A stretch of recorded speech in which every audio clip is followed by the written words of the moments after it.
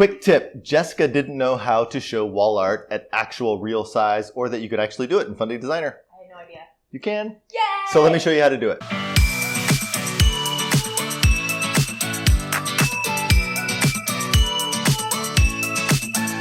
So once you have wall art up on the screen, all you have to do is hit the little ruler icon.